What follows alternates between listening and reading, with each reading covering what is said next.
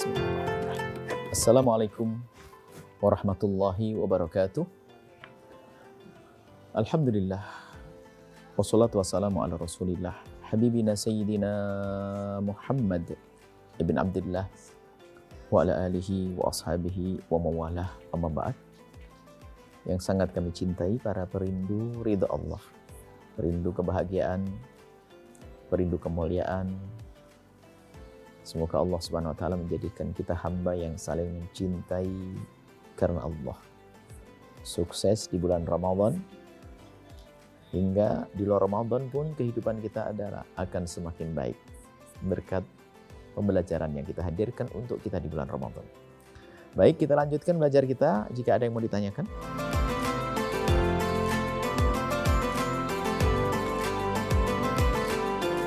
Kita harus paham bahwa berhari raya Idul Fitri itu seharusnya menjadi penyempurna daripada bulan Ramadan.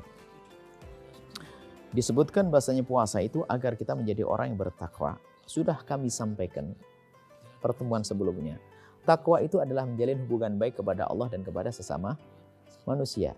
Semestinya, idealnya itu begini loh ya. Kita tuh setelah di Ramadan kita khusyuk dengan Allah, yuk kita sempurnakan di bulan Syawal urusan dengan manusia. Tapi dengan catatan jangan sampai urusan dengan manusia ngerusak dengan Allah. Sebab gara-gara kunjungan hari raya nggak sholat zuhur lah, kan problem begini. Artinya harus ada keseimbangan. Ada gara-gara berhari raya melakukan maksiat.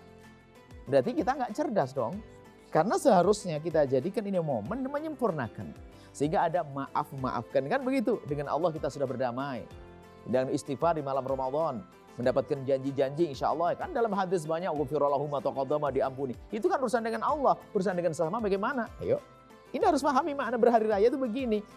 Kita ingin berdamai dengan sesama kita. Kita minta maaf sehingga tradisi istimewa. Maaf-maafan itu. Kunjung-mengunjungi. Tapi ingat, jangan sampai kita menjalin hubungan baik dengan manusia ngerusak dengan Allah. Sebab di hari begini itu hari seolah orang sebebas-bebasnya, sehingga maksiat itu hanya rupanya ini hanya untuk melampiaskan maksiat yang tertunda di bulan Ramadan. Ini ada semacam itu. Bukan begitu berhari raya.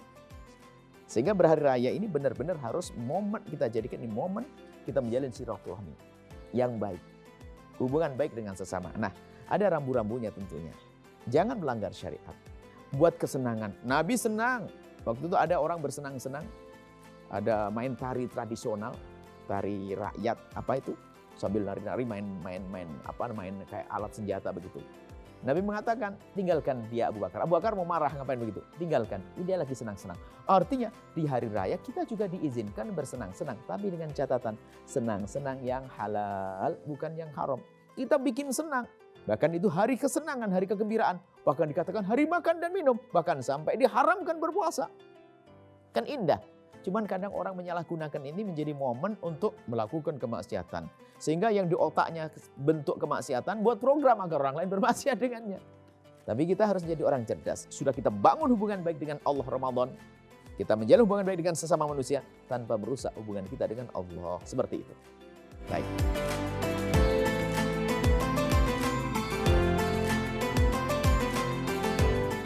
Takbir keliling itu sebetulnya kan ada takbir itu di dalam Islam, di dalam para ulama menyebut ada dua macam takbir. Takbir muqayyad, takbir yang mengiringi sholat. Ada takbir mursal, itu takbir yang ingin mengangkat syiar di malam itu. Nah, takbir muqayyad, mursal, yang takbir mursal itu nggak terikat dengan waktu sholat. Bisa dilakukan kapan saja di jalan-jalan, di pasar-pasar. Bahkan kita jadikan suasana malam itu adalah suasana kita mengingat Allah Subhanahu wa taala. Dan itu memang diajarkan. Tentunya juga dengan catatan tidak boleh sampai mengganggu orang dan sebagainya, yang rapi. Sebenarnya tradisi zaman dulu sudah ada. Kita masih ingat di kampung-kampung kita setiap hari raya berkeliling. Cuman kadang ada yang nakal pakai oncor bakar bakar pohon kelapanya orang. Ini kan yang namanya anak nakal ya. Tapi nggak boleh begitu. Ya. Takbir mengingatkan orang yang tidur bisa bertakbir. Dan mungkin kita selingi juga dengan kunjung dari masjid ke masjid. Supaya apa? Supaya nggak monoton begitu. Intinya malam itu kita jadikan malam, kita hidupkan malam itu dengan ibadah. Karena apa? malam itu potensi untuk orang liar.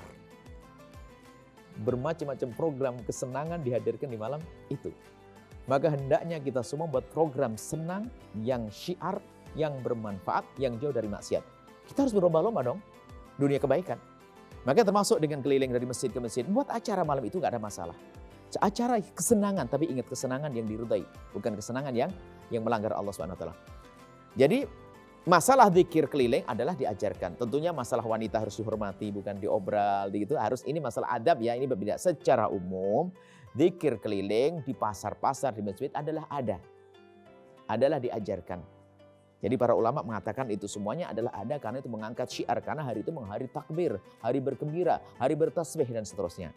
Cuman tetap ingat catatannya, kita harus perhatikan orang di kiri kanan kita. Kalau mungkin memang di situ ada mungkin saudara kita yang belum beragama Islam, tinggal kita minta izin, nanti kami akan mengadakan acara supaya mungkin dia punya kegiatan terganggu. Nggak boleh juga.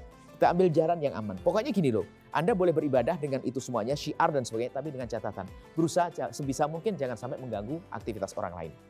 Kan indah sebetulnya. Secara umum diajarkan untuk itu. Ngangkat syiar di pasar-pasar. Sampai Nabi sampai zaman Sayyidina Umar itu sampai bergema. Mina itu bergema dengan suara takbir. Allahu Akbar bergema. Syiar itu dihadirkan. Seperti itu.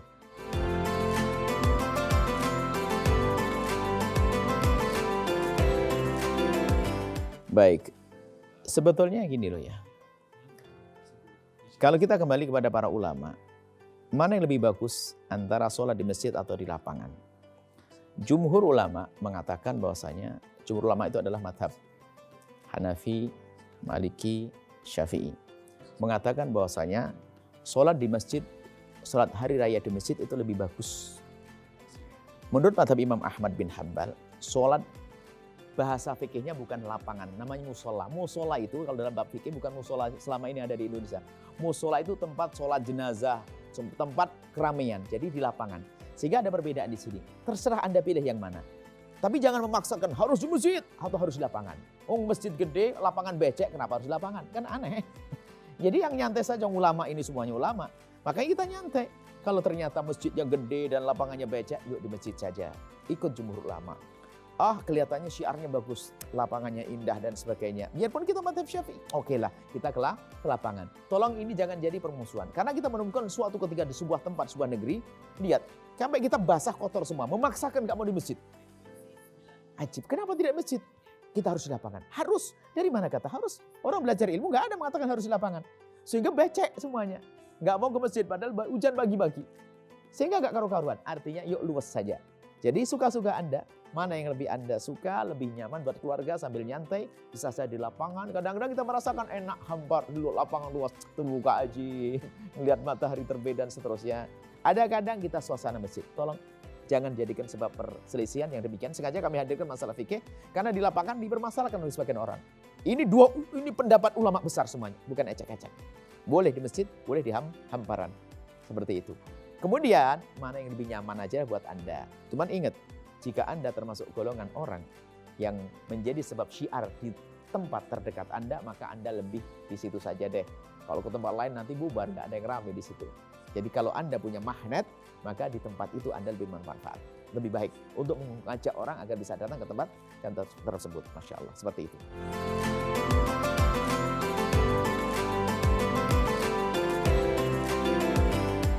Kami selalu ingatkan, beribadah jangan dengan hawa nafsu. Puasa Syawal adalah sunnah.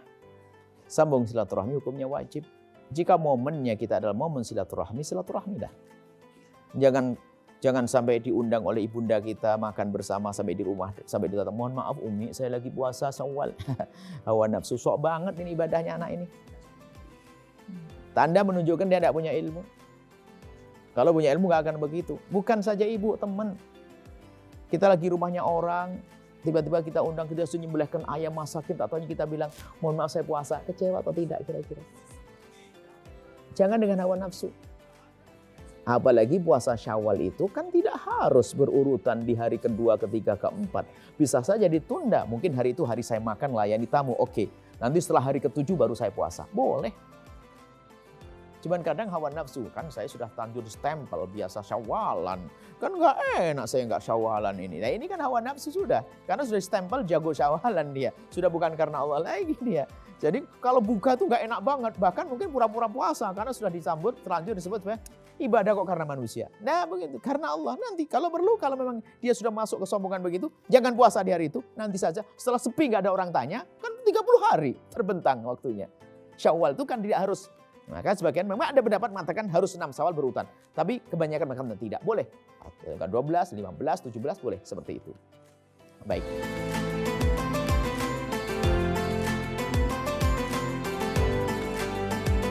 Baik. Idul Fitri harus menyelesaikan permasalahan. Kalau yang bertanya tentang pandemi, pandemi kecil.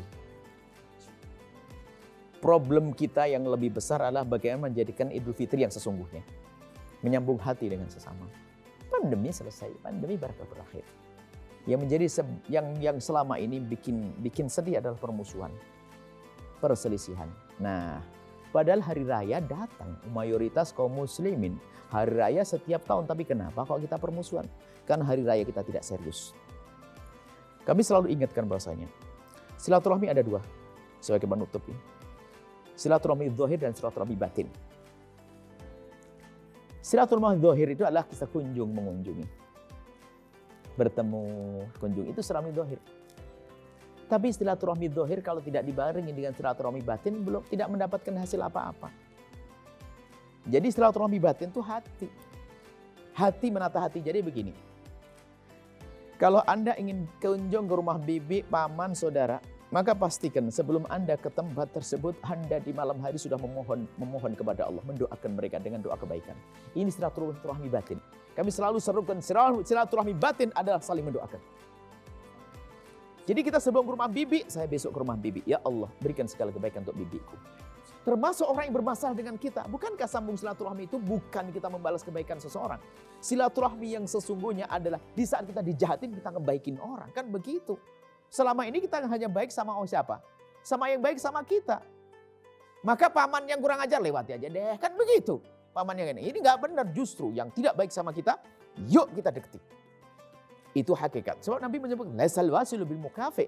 Sambung silaturahmi itu bukan orang yang membalas kebaikan orang yang berbuat baik. Walakinnal wasil, tapi hakikat penyambung silaturahmi adalah man idza quti'at rahimu wa salaha. Disambung, diputus, dijahati, dijalin, dia ngedatangin. Oke, datang fisik saya belum mampu. Karena apa? Marahnya kuat, benar dia. Oke, tapi hati saya, ya Allah, itu bibi saya, paman saya, saudara saya, kawan saya, ya Allah, lesannya Allah jahat banget, tapi ya kami mohon ampuni. Jadi silaturahmi batin harus kita dahulukan sebelum zahir. Kemudian, kalau ada orang memperhatikan silaturahmi zahir, itu namanya basa-basi sosial. Enggak tahu istilah ini mau dipakai atau enggak. Basa-basi sosial. Hanya kan pernah coba, ayo cepat ke sana, enggak enak diduluin. Enggak enak. Ziarah kok enggak enak, ini apaan nih? Ziarah ini sebuah kewajiban, bukan enggak enak. Enggak enak. Dan alangkah banyaknya silaturahmi zahir dihadirkan karena tidak dibarengi dengan silaturahmi batin, bukan tambah baik. Contoh, reuni kan silaturahmi. Tapi ini hanya zahir gebyar saja. Roni keluarga besar Pak Haji Fulan yang belah kerbau. Karena hatinya tidak tertata, sampai di situ lirik-lirian. Pulang, gelangnya dipakai semuanya. Pulang ke rumah ternyata punya bahan baru untuk menggunjing. Nah kan nasib buruk ini. Bahan baru untuk menggunjing. Cincinnya banyak banget ini. Karena berangkatnya salah silaturahmi. Makanya jangan mementingkan silaturahmi zahir saja. Sehingga kalau dihubungkan dengan pandemi, no problem pandemi. Saya nggak bisa datang, tapi duit saya bisa nyampe kok. Doa saya bisa nyampe kok. Jangan basa-basi deh silaturahmi. Wah ini gimana saya bisa kunjung ibu dan semuanya. Nggak perlu pakai kunjung kalau memang hari begini. Mungkin kita mau membawa penyakit untuk ibu kita. Kita dengan doa, kirim rizki dan seterusnya. Jadi tolong difahami makna ini. Kami akan tekankan silaturahmi batin. Tolong sudah waktunya kita. Kita sudah, bumi ini sudah luar biasa. Negeri ini gara-gara kita itu permusuhan. Macam-macam sebabnya. Ada yang namanya pemilihan. Yang ini sudah. Ini gara-gara mohon maaf yang dulu ini. 01, 02. Kita boleh berbeda tapi jangan bermusuhan dong. Orang hebat kan begitu. Ini kadang-kadang masih dibawa. Belum lagi pemilihan gubernur, bupati, pemilihan RT, pemilihan pengurus masjid berantem. Ini kok nasib buruk nih manusia ini begini. berbeda, nggak ada masalah, nggak ada masalah. Beda politik kita ini. Tapi kita punya tujuan sama, ini negeri kita, bangsa kita. Kita hidup indah. Bahkan beda agama pun bisa kok silaturahmi. Kita nggak ada salah mendoakan tetangga kita yang Nasrani. Ya Allah, tetanggaku yang Nasrani. Tetanggaku yang Buddha. Ya Allah, berikan kebaikan untuk keluarganya. Sah mendoakan. Bahkan itu menjadikan hati kita tidak benci dan tidak dengki pada orang. Cukup. Berbanyaklah mendoakan orang lain di saat mereka tidak ada di hadapan Anda. Pastikan itu adalah obat mujarab dari Rasulullah untuk bersihkan hati kita. Itu silaturahmi batin. Dahulukan itu, baru Anda rencanakan esok harinya silaturahmi dohir. Jangan dibalik. Anda merencanakan silaturahmi dohir, batinnya enggak. Lebih baik batin dulu Anda rencanakan, biarpun dohirnya tidak ada, maka Anda akan sampai pada tujuan. Sehingga akan terjalin hidup saling mencintai. Tidak ada permusuhan, tidak ada kebencian. Tidak ada dendam, yang ada hanya cinta. Itu yang kita rindukan di negeri ini. Sehingga negeri ini menjadi baldatun thayyibatun. Negeri indah, makmur, gemah ribah Allah jinawi. Rabbun ghafur. Allah mengampuni kita. Karena apa? Nggak ada kebencian di antara kita. Dan indah. Tidak ada caci maki. Masya Allah. Semoga benar-benar hari raya kita ini adalah hari raya yang penuh cinta. Saling memaafkan. Saling memaafkan. Dan tolong jadikan slogan hidup kita. Jadilah Anda orang yang mudah memaafkan dan mudah untuk minta maaf. Kalau Anda belum bisa memaafkan, ada kekotoran di hati Anda. Kalau Anda belum berani minta maaf, ada kesombongan di hati Anda. Semoga Allah menjadikan kita hamba yang saling mencintai karena Allah. Dan semoga Allah mempertemukan kita dengan Ramadan yang akan datang dalam keadaan sehat. Dan semoga Allah mengampuni orang tua kita, guru-guru kita. Dan semoga semua orang yang telah menyakiti kita, zalim kepada kita, memfitnah kita, menggunjing kita, Allah beri segala kebaikan, Allah beri kesadaran. Semoga Allah menghilangkan benci dengki di hati kita. Diganti dengan cinta, panjang umur semuanya, sehat afiat, husnul khatimah. Dan semoga Allah Subhanahu wa taala menjaga keturunan kita, mengampuni dosa kita, mengampuni dosa kita, mengampuni dosa kita. Dan semoga Allah memberikan kepada kita kebaikan di dunia dan akhirat, bahagia di dunia akhirat, sukses dunia akhirat, panjang umur, sehat afiat, husnul khatimah. Al-Fatihah.